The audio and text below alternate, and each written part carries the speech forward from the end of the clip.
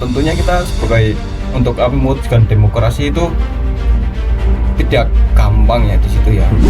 Itu sebagai pemegang estafet kepemimpinan berikutnya. Oke. Jadi bagaimana kita memanfaatkan daya berpikir kita yang kritis, kemudian berusaha untuk berpartisipasi dalam penyelenggaraan pemerintahan yang ada di negara ini. Itu tidak hanya menimbulkan satu perpecahan. Kadang kan kita mengkritisi sesuatu kemudian menimbulkan konflik, perpecahan dan lain sebagainya. Tapi bagaimana kita mempergunakan daya berpikir kita itu untuk sesuatu yang bermanfaat. Kalau di ruang dialektis mahasiswa biasanya kan ada demo atau Betul. aksi turun ke jalan. Kita memilih dengan siapa yang pas untuk menjadi pemimpin. Kemungkinan besar itu salah satu faktornya adalah penggunaan teknologi informasi. Oh gitu. Dimana kalau dulu mungkin kampanye orang lebih sering jalan-jalan Ya, gitu ya Pak. Iya.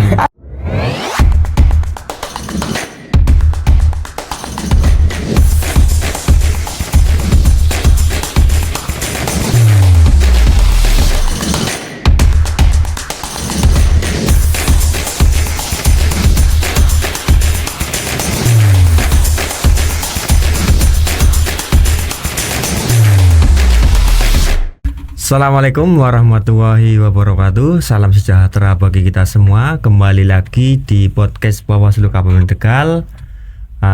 Alhamdulillah kita sudah kedatangan narasumber yang sangat luar biasa, dua talenta muda dari Universitas Islam Bhakti Negara Slawi ya. Sebelumnya saya sampaikan selamat karena sudah menjadi universitas nggih. Perjuangan panjang yang Terima dilakukan oleh Civitas Akademika di Universitas Islam Bhakti Negara. Kalau disingkat apa? UIBN ya, UIBN ya. Biasanya IBN University ya, gitu ya. University. Beliau adalah mahasiswa dari UIBN berdua. Sebelumnya biar dikenal sama pemirsa kita, sama sahabat Bawaslu semua, boleh diperkenalkan? Oke, perkenalkan saya Muhammad Haji dari Universitas Islam Bhakti Negara Tegal. Alamatnya di Desa Karanganyar, Kecamatan Gunung Banteng, Kabupaten Tegal. Oke. Saya Fira Adoria Sasa, mahasiswa Universitas Islam Bhakti Negara Tegal. Alamatnya ada di Randu Gunting, Tegal Selatan, Kota Tegal. Oke, itu sekilas perkenalan tentang narasumber kita hari ini. Dua-duanya luar biasa. Nah, dan juga aktivis ya, aktivis di kampus. Ya, aktivis di kampus. Oke. Nah, nanti kita akan berdiskusi dan juga berdialog dengan narasumber kita terkait dengan demokrasi, pemilu, dan juga terkait dengan sengketa proses. Nah, beliau juga kemarin alumni kelas sengketa yang telah kita laksanakan di Universitas Islam Bhakti Negara yang dilakukan oleh Bawaslu Kabupaten Tegal bekerja sama dengan UIBN. Oke, apa kabar adik-adik sekalian? Saya panggilnya adik aja ya. Oke. Bagaimana kabarnya? Alhamdulillah. Baik. Apa kesibukan sekarang yang sedang dijalankan, yang dikerjakan? Kalau saya sementara masih banyak free-nya. Oh, masih banyak free-nya. Karena ini kan sudah semester 8 ya. Oh, semester 8. Kita fokuskan di tugas-tugas akhir ini. Oh, tugas akhir. Sudah mulai nggarap skripsi ya? Lagi skripsian. Sama. Kalau Mbak Fira ya, Mbak Fira, panggilnya kita Fira aja. Kalau saya pagi bolak-balik di kampus karena memang masih ngurusin skripsi. Kalau sore kebetulan saya ada aktivitas ngajar les. Oh, ngajar les. Wah, luar biasa kan. Alhamdulillah. Mudah-mudahan nanti sukses semua ya. Amin. Berarti setiap hari hanya di kampus kegiatannya sambil ngajar itu tadi ya. Baik, tadi sesi perkenalan dengan kedua narasumber kita sudah disampaikan. Kesibukannya apa aja Mas? Berarti kalau di kampus? Kalau di kampus saya ini kan lagi masa akhir periode ya. Ini lagi pergantian pengurusan dari Dema juga. Oh gitu. Di situ dari ya sedikit membimbing teman-teman lah. Oke. Mbak Fira sama juga? Kalau saya pagi bolak-balik di kampus ngurusin skripsi. Sorenya saya ngajar les. Oh, sudah semester akhir ya gitu ya. Semester Oke. akhir. Baik, karena kita tadi ada perbincangan terkait dengan demokrasi gitu ya tadi di awal. Jadi kita pengen tahu nih pandangan dan juga apa sih menurut narasumber kita ini, dua pemuda ini, demokrasi itu menurut Mas dan Mbaknya itu apa itu demokrasi itu? Boleh bisa kita sharing bersama gitu. Iya. Mungkin di sini secara tidak langsung ya, demokrasi ini sifatnya menyeluruh ya. Ya. Karena kita apalagi dengan adanya fenomena-fenomena yang di negara kita sendiri di situ. Mungkin kita sebagai anak muda kita mengandalkan salah satunya adalah media sosial. Nah, di situ kita memanfaatkan media sosial itu kita sebagai sarana untuk alat kita menyampaikan aspirasi dari masyarakat, itu keluhan kita dari masyarakat untuk pemerintahan. Nah, itu salah satu alat kita. Nah, yang dinamakan demokrasi tersebut adalah demokrasi ketika dari wewenangnya pemerintahan atau kelompok itu kita didiskusikan atau kita musyawarahkan untuk bersama untuk menuju atau untuk menghasilkan dan kesepakatan yang adil. Intinya kebersamaan untuk keadilan bersama kayak gitu ya. Kalau Mbak Vira ada pendapat tentang demokrasi baik secara makna atau apa yang Anda rasakan terkait dengan demokrasi? Kalau untuk saya sendiri, demokrasi itu dimaknai sebagai kebebasan kita sebagai warga negara, bagaimana kita ikut berpartisipasi dalam dinamika pemerintahan yang ada. Untuk kalau demokrasi itu kan lebih identik dengan pergantian gitu Pak.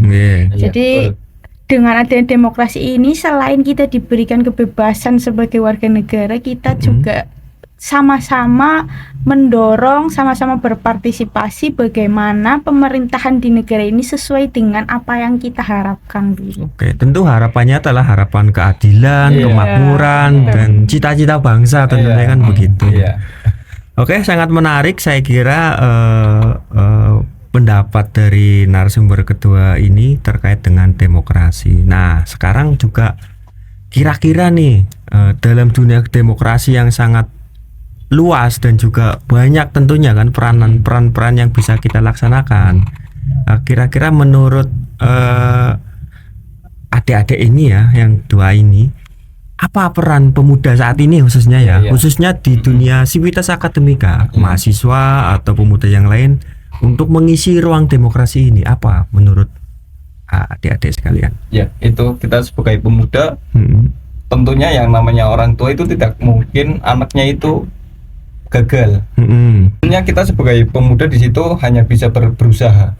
Nah, berusaha kita bagaimana untuk yang salah kemarin itu tidak terulang, memperbaiki yang telah. Dan yang sering kali kita kerap lihat yang dinamakan demokrasi di Indonesia itu sering kali kita itu hal yang sering dilakukan oleh orang-orang dulu kerap dilakukan kembali. Di situ kesalahannya maksudnya di situ. Nah, kita sebagai pemuda, kalau kita itu siapa lagi nantinya? Nah, kita apalagi kita mahasiswa adalah agent of change ya. Harapan sebagai perbaikan untuk masa depan juga yang kita sebagai harapan itu ya. Semoga itu bisa tercapai nanti 2045 ya, itu yang dinamakan Indonesia Emas, semoga tercapai di situ. Dan tentunya kita sebagai untuk mewujudkan demokrasi itu tidak gampang ya di situ ya.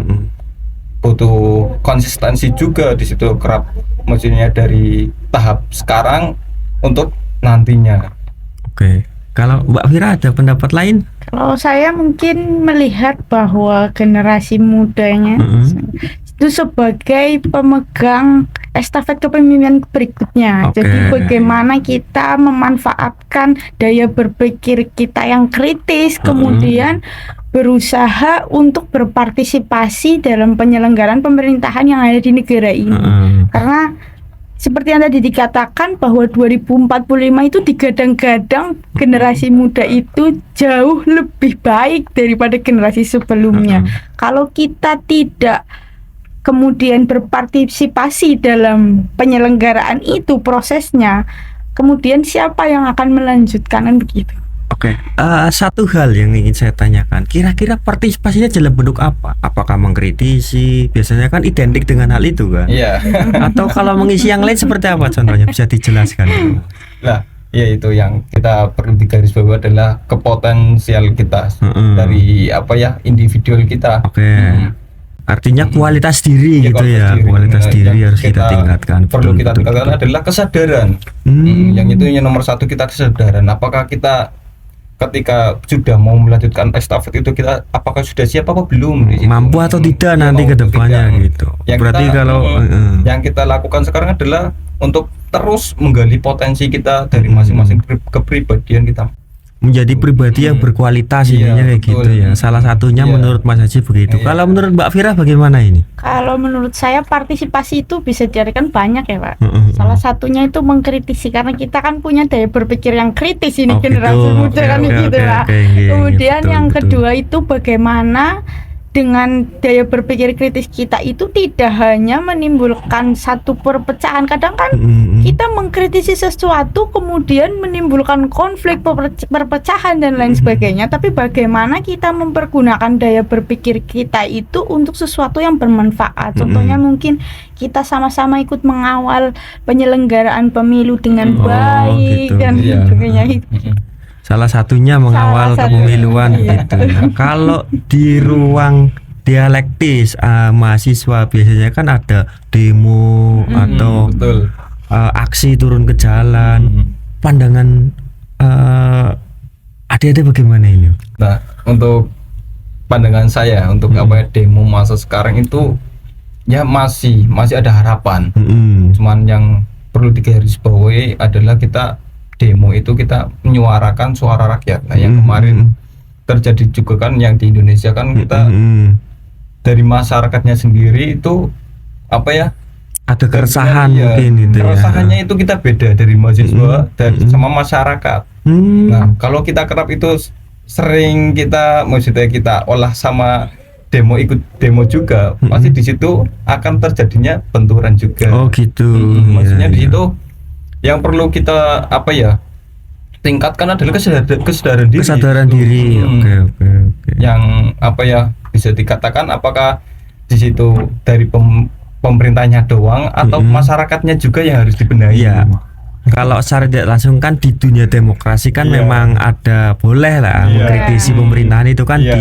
dilegalkan bahkan kan betul. demikian. Artinya karena kita bicara tentang demokrasi kan boleh mengkritisi tapi iya. tetap dalam koridor Koridor yang hukum yang baik yang begitu. baik. Ada pandangan lain Mbak Fira? Kalau saya ya sama sejalan Sama ya, gitu, gitu. karena kita negara ini negara hukum begitu, bahkan di undang-undang sendiri saja ada di pasal 27 itu kan tentang kebebasan. Demo itu diartikan sebagai kebebasan kita sebagai warga negara menyuarakan apa yang kita harapkan gitu. Justru ketika satu negara tidak ada demo itu menurut saya kurang sehat. Oh, Berarti gitu. masyarakatnya itu kan gak peduli begitu, Oh, Pak. artinya bisa dijadikan tolak ukur ya. Iya. Kalau ada yang berani mengkritisi, artinya ada kepedulian Masih begitu. ada Iya. kepedulian. Oke, saya kira sangat menarik diskusi yang dari awal tadi terkait dengan demokrasi. Lah, ini karena di podcast Bawaslu, nah ini kan tentu juga menjadi bagian daripada tugas kami sebagai pengawas pemilu ini. Lah, sekarang saya mau tanya ini, menurut narasumber ini, adik-adik ini, Mas Aji dan Mbak Fira ini, apa yang Anda ketahui tentang demokrasi dan pemilu? Atau salah satunya pemilu itu apa ya gitu? Iya. Maksudnya yang diketahui dan dirasakan. Itu. Siapa dulu? Ayo Mbak Fira, dulu nggak apa-apa. Kalau untuk saya pemilu itu proses bagaimana kita memilih orang-orang yang kita percaya akan dapat menjadi wakil kita ya, Oke. wakil rakyat yang kemudian menyuarakan apa yang menjadi kebutuhan, apa yang menjadi keresahan masyarakat. Itu mereka yang membuat kebijakan dan lain sebagainya. Begitu untuk Artinya saya. memilih, Memilih, ya, wakil ya. rakyat atau pemimpin bisa jadi begitu ya. Kalau Mas Haji bagaimana? Iya, gitu. Nah, kerap yang kita setiap kita alami juga ya dalam pemilu ya, pemilihan umum. Tentunya ya juga yang dikatakan Mbak Susi benar, karena kita memilih dengan salah satu mungkin yang namanya pemimpin itu satu ya, Satu ya, nggak banyak kan. Iya. Kalau wakilnya banyak gitu. Wakilnya banyak ya. Wakil rakyat maksudnya itu ya. Nah, di situ kan kita memilih dengan siapa yang pas untuk menjadi pemimpin. Nah, di situ kan kita pemilihan umum itu juga diawasi oleh Bawaslu ya. Ya, kita sebagai pengawasnya, Mas. Pengawasnya. Kalau pelaksananya KPU. Ya, KPU. Terus menurut saya di situ dalam pemilu yang saat ini ya alhamdulillah dengan yang saya ketahui ya, dengan cara demokratisnya itu ada. Oh, ada ya. Alhamdulillah kata, karena kita sebagai penyelenggara ada penilaian baik dari masyarakat. Iya. Saya sangat senang tentu. Dan tentu menjadi motivasi bagi kami untuk meningkatkan. Iya, betul. Nah, dalam perhelatan pemilu kemarin sudah ikut ini nggak Nyoblos. punya hak pilih nggak? Sudah. Sudah punya ya? Sudah. Memilih nggak? Mencoblos nggak? Memilih. Itu salah satu ini juga ya, barangkali menjadi peranan dari yang kecil tetapi memberikan hak pilih ini salah satu hak yang harus digunakan sebagai bagian dari masyarakat, tentu kan begitu. Nah, ada nggak pengalaman ketika memilih atau yang lain dalam hal kampanye yang dirasakan ketika periode pemilu kemarin 2024 atau di pilkada? Kalau Coba. untuk di pemilu kemarin ya, karena saya baru memilih kemarin itu kali baru pertama. memilih kemarin. Iya. Baru pertama. Baru Pemilih pertama. pemula berarti ya. Itu menurut saya dari pemilu sebelumnya itu lebih berwarna, kemarin lebih Oh, variatif gitu. sekali. Karena kemungkinan besar itu salah satu faktornya adalah penggunaan teknologi informasi. Oh gitu. Dimana kalau dulu mungkin kampanye orang lebih sering jalan-jalan Ya, gitu ya Pak. ya. Kalau kemarin itu kan banyak, jadi ada yang buat video, kemudian ada lagu dan lain sebagainya. Menurut saya itu lebih variatif. Oh, lebih gitu. variatif. Bagi pemilih pemula itu bagaimana itu? Justru Membantu ya? itu membantu karena Oke, gitu. kebetulan kan kalau generasi muda itu lebih banyak menghabiskan waktunya itu dengan ponsel gitu Pak. Jadi Gadget itu. dengan melihat ada video, ada lagu dan lain sebagainya itu cukup membantu. Jadi kita tahu oh ini ada calon nomor sekian, orang ini begitu. Oh. Gitu. Kalau Mas Haji Ya, bagaimana? hampir sama sih jawabannya. Hampir sama. Cuman di situ kan pemilu yang kemarin ya itu ya. Ya mungkin maksudnya terkesannya juga adalah karena saya pribadi mungkin belum tahu terjun langsung itu jadi KPPS itu. Oh, kemarin ikut PPS juga? Oh, enggak ikut. Cuman dengar cerita dari teman-teman itu KPPS seperti apa kinerjanya. Mungkin di situ kan kita juga sosial media juga yaitu yang sifatnya informasi apapun itu sering masuk di KPPS. Dan alhamdulillah mungkin yang saya tahu dari pemilihan kemarin itu nggak ada permasalahan yang secara intens maksudnya Kalau ini saya mau tanya ini terkait dengan kan kita dalam memilih itu kan biasanya kan harus betul-betul sesuai hati nurani kan begitu Iya. ya. Kalau yang baru pertama kali biasanya itu dari mana sumber informasinya?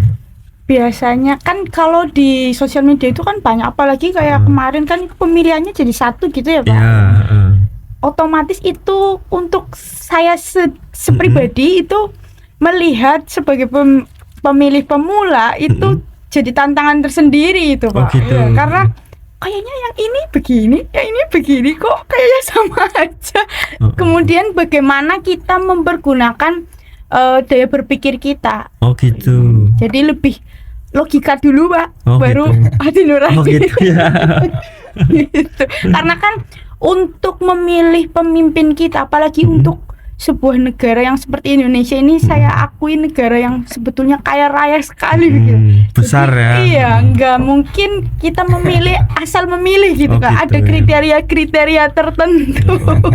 Tentu kriterianya kan kita sendiri yang Iya, tahu ya, betul. yang seperti apa. Kalau Mas Haji Kalau bagaimana? saya pribadi itu untuk apa ya, melihat dari seorang pemimpin itu dari terutama biografinya, latar belakang itu kayak apa, Track terus recordnya ya, track ya, recordnya ya. apa, apakah itu apa ya, siap untuk memimpin di negara kita atau enggak, ataukah itu apa ya, macam untuk menjadi pemimpin atau tidak. Atau nanti boleh kasih tip pesan kepada pemilih-pemilih pemula yang lain. Bagaimana caranya memilih pemimpin menurut Mbak Vira atau Mas Haji kayak gitu. Kemarin kan juga berarti secara keterlibatan baru hanya pada memilih. Nah, baru kemarin kan juga beliau berdua ini menjadi peserta terbaik kelas sengketa Bawaslu Kabupaten Tegal. Nah, ini beliau berdua ini yang menjadi terbaik. Saya mau tanya, sebelum mengikuti kelas sengketa ini, pemahaman Anda berdua ini, Mbak dan Ate ini, ya berdua ini terkait dengan sengketa atau pemilu itu seperti apa? Nah, di situ yang saya ketahui, mungkin dengan adanya apa ya, acara yang kemarin yang diselenggarakan di IPN, ya sangat bermanfaat saya juga, karena di situ saya baru tahu itu yang namanya sengketa. Oh, sebenarnya sengketa gitu ya.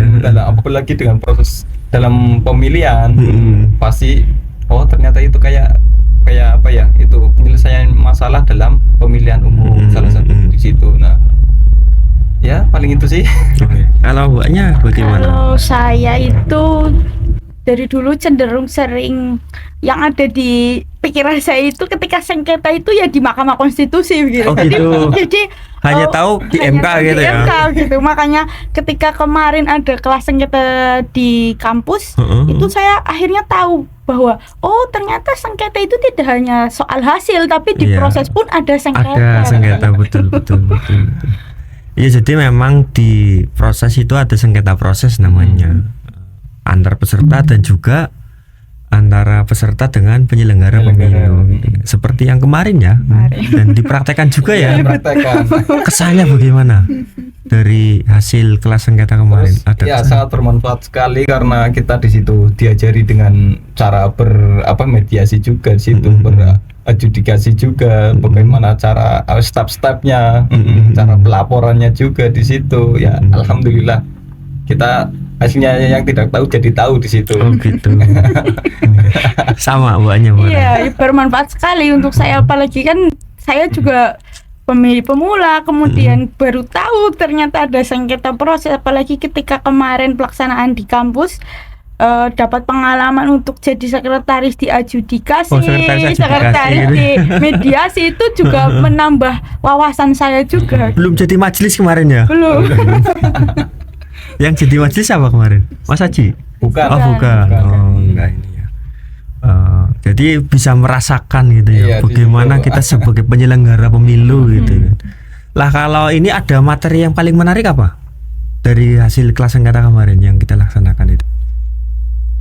Kalau untuk saya sih lebih ke bagaimana proses pelaksanaannya, dari mediasi kemudian adjudikasi gitu. Karena kan kalau saya itu lebih tertarik kepada praktiknya kemarin daripada teorinya gitu. Karena kadangkala kita memahami teori, kemudian di prakteknya itu kadang bisa menjumpai kebingungan gitu. Tapi kemarin dengan adanya kelas sengketa seperti kemarin di kampus, kemudian praktik, jadi teori yang disampaikan itu betul-betul seperti ini gambaran nyatanya gitu. Ya. Kalau saya kemarin lebih condong di itu teknis PSAP, penyelesaian antar peserta ya. Peserta di situ. Sebelum masuk ke mediasi itu, maksudnya di situ ya sangat mengesankan juga. Maksudnya di situ kan kita yang paling kita jadikan problem di masyarakat kan, yang kemarin juga disampaikan juga dalam itu pemasangan banner atau gambar. Di dalam kampanye biasanya ada keributan antara peserta yang seperti itu gitu. Jadi memang ya kita penyelenggara harus siap untuk itu, dituntut kan. Secara tidak langsung kan dari proses kemarin Anda merasakan bagaimana ketika penyelenggara menghadapi misalkan orang-orang kuat kan kayak gitu kan. Tapi kita tetap harus optimis, kita harus mampu untuk menyelesaikan proses itu. Tuh. Ada yang lain nggak? Kalau dalam proses mediasi misalkan gitu. Proses mediasi ya suka juga di situ. Suka gitu Ya, ya. rame di situ, apalagi kita praktek di situ ya. Bagaimana kita menyelesaikan dengan teknis-teknis acaranya itu kayak apa? Ya, step-step ininya. Ketika ada apa ya? Kuasa hukum ya di situ ya. Termasuk Ada dari kuasa apa hukum. parpol ketika tidak hadir gimana atau yang itu Yang namanya melaporkan, yang melaporkan di situ. Pemohon, Ya, pemohon, ya, bahasanya pemohon ya. kalau di sengketa proses ini. Kan ada pemohon, ada termohon. termohon. Gitu. Kalau kemarin mengikuti kelas sengketa itu sebelumnya apa yang menjadi alasan mengikuti kelas sengketa itu, Dok? Dari awal tentunya, apalagi itu sebelumnya itu aku belum tahu apa sengketa itu. Terus saya cari tahu di situ, oh menarik juga ini untuk terutama ya untuk menambah pengalaman saya di situ, pengetahuan bagaimana apa penyelesaian sengketa itu dalam pemilihan umum dan sebagainya. Saya pribadi kan belum tahu masuk ke apa ya namanya itu di dalam panitia pemilihan. Oh gitu. Belum tahu kan situ kan. Paling enggak kan saya teknisnya itu sudah tahu. Oh gitu. Iya. Ada keinginan jadi penyelenggara pemilu? Insya Allah. Mbak Mira sama Bapak. sama ya Sama. ingin ya. Memang kalau saya pribadi sih lebih tertarik dengan hal-hal yang berkaitan dengan penyelenggaraan pemerintahan. Oke, dari kemarin mengikuti kelas sengketa ya, itu kan ada banyak peran, ada banyak materi dan juga ada banyak apa? Ketika praktik langsung, kira-kira apa keterampilan yang menurut Mas Aji dan juga Mbak Vira ini paling berkesan? Berkesan di situ. Keterampilan apa, misalkan menjadi majelis, menjadi kuasa hukum, atau menjadi apa sekretaris tadi atau yang lain itu kan ada banyak perannya kan. Ada yang berperan sebagai majelis, termohon, termasuk ada kan. Kalau termohon berarti dia nanti jadi KPU nanti. Iya. Kalau saya itu kemarin waktu acara itu ya, yang sangat aku suka jadi pemohon. Oh pemohon. Iya, di situ. Berarti nanti mau jadi caleg atau Enggak. menjadi menjadi peserta pemilu ini. Kalau saya mungkin lebih ke majelis. Majelis. Karena di situ kan tidak hanya kita berusaha untuk transparan gitu ya dengan penyelenggaraan proses itu kan baru proses begitu ya. Kalau kemarin bagaimana kita transparan, kemudian di antara banyaknya pressure karena pasti kan jadi pengawas pemilu apalagi yang dihadapi itu tidak mungkin orang yang sembarangan gitu ya. Apalagi dihadapkan dengan KPU, dihadapkan dengan peserta gitu. Otomatis itu perlu keberanian sendiri, kemudian bagaimana bisa menempatkan diri seadil-adilnya. Oh gitu, objektif seobjektif mungkin gitu ya. Jadi betul harus adil dan juga objektif dalam. Berarti punya cita-cita jadi Bawaslu ya Mas? Karena majelis biasanya kan Bawaslu anggota. Iya, betul. Oke, kemudian kalau misalkan kita mengadain lagi kelas sengketa, apa mau merekomendasikan ke teman-teman yang lain nggak? Merekomendasikan tentu akan merekomendasikan karena ya kembali lagi kita itu generasi muda jangan sampai kemudian yang hanya mageran aja. Oke gitu. Jangan jadi generasi mageran ya gitu ya. Sibuk dengan gadget tapi kita bagaimana kita melek dengan kondisi yang ada di sekitar. Ini pemerintahan yang sedang berjalan itu sebentar lagi kan pasti akan ada perubahan, namanya dinamika apalagi di politik itu luar biasa sekali pesat. Kita jangan sampai kemudian jadi generasi muda yang lengah, yang kemudian membiarkan begitu saja, tidak peduli, yang penting urusan saya selesai. Jangan sampai begitu. Kemudian bagaimana kita turut aktif berpartisipasi. Intinya tetap produktif gitu ya Mbak Vira ya. Jangan hanya dia mager. Dengerin loh. Jangan mager. Generasi muda ya. Menurut Mbak Vira harus selalu aktif, produktif.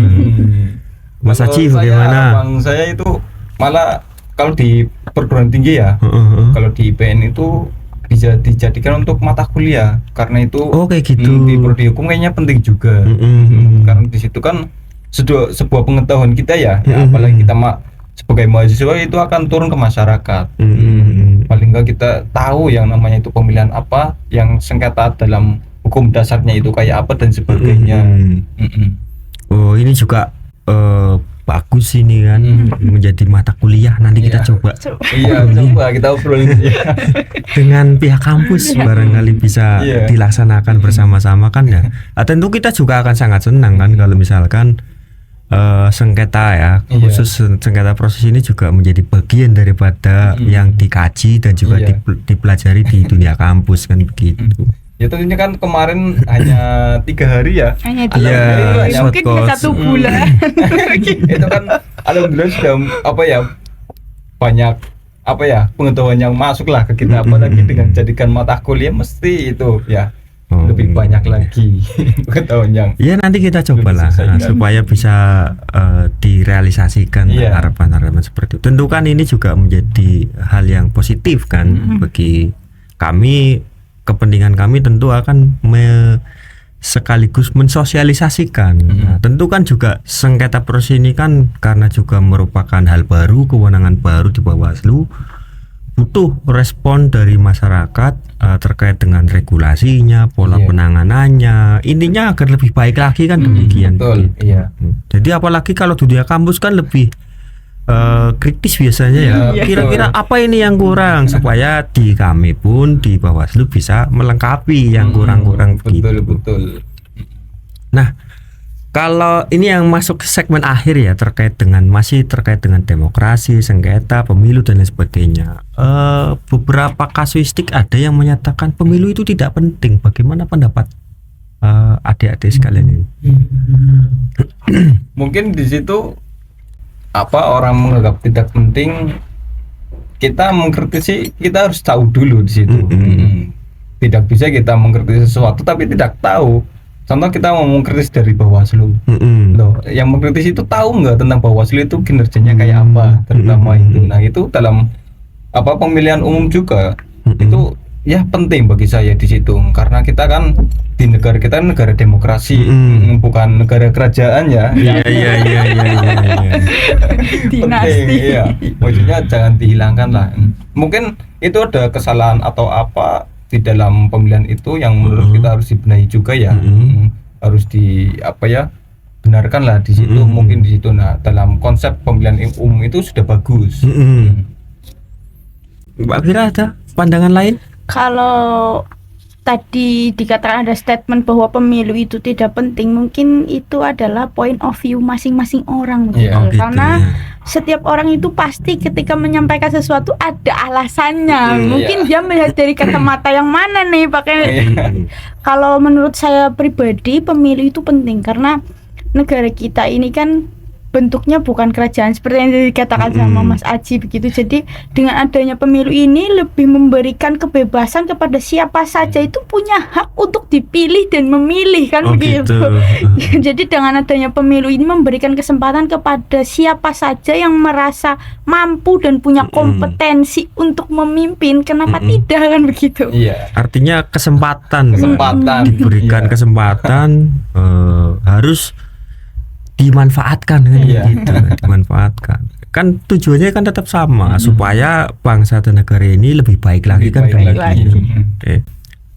Bagi mahasiswa sendiri Sivitas Akademika ini apakah demokrasi itu penting?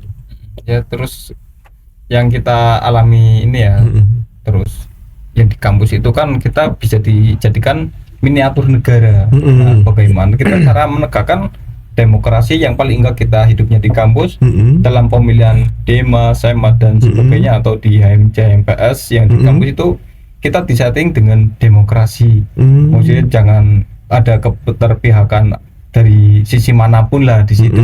Paling yang kita terus dibenahi ya kita harus belajar dari bawah dulu.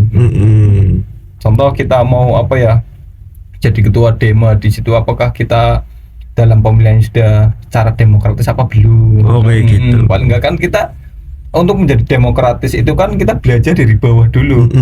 Dari skup kecil ya. Skup kecil dulu. Sependapat Mbak? Ya sependapat. Atau mau ditambahkan?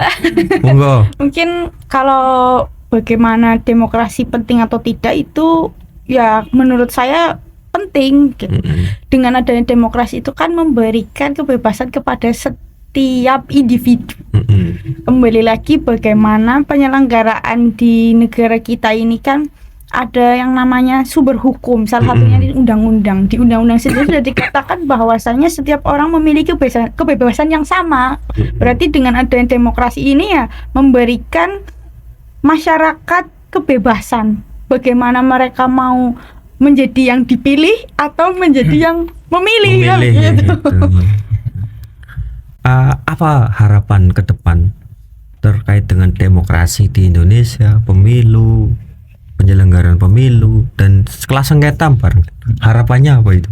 Harapannya kita sebagai yang jadi mahasiswa sekarang yang maksudnya agent of change untuk masa depan, dari harapan kami untuk terutama untuk Bawaslu itu ya untuk bisa membersamai kita lah. Jadi kita dari Bawaslu turun, contohnya dari kemarin itu membuat acara kelas sengketa di Universitas Islam Bakti Negara Tegal itu buktinya kan dari Bawaslu itu ada kenyataan itikat baik untuk kita ya, maksudnya untuk pastinya yang namanya regulasi itu kan pasti ada. Nah itu terutama dalam pengetahuan kita juga itu untuk meningkatkan kita. Ya harapan kami ya untuk kedepannya biar lebih bagus lagi. Gitu. Kemarin sudah bagus, ini biar lebih bagus lagi.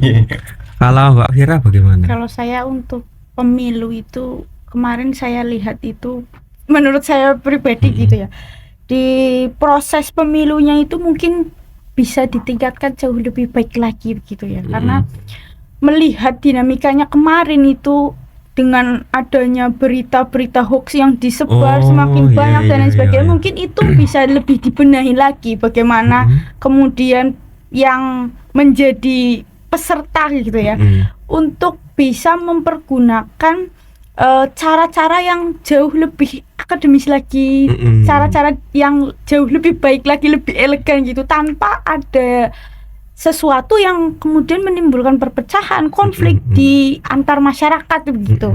Kemudian kalau untuk di kelas sengketa ini harapannya untuk Bawaslu ya, saya berharap pelaksanaan kelas sengketa ini tidak hanya berhenti di Universitas Islam Bakti Negara saja, tapi lebih meluas lagi. Karena ya generasi muda itu kan gak hanya di UIBN aja gitu ya, masih banyak ya. Masih banyak.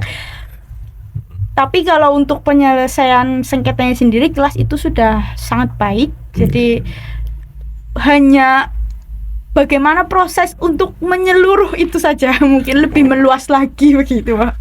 Oke, terima kasih atas atensinya. Saya kira kita masuk ke segmen akhir ya. Jadi terima kasih. Tadi point of view-nya sangat bagus ini terkait dengan pemilu dan demokrasi, bahwa media sosial juga jangan lagi diberi hoax, informasi hoax ya itu ya.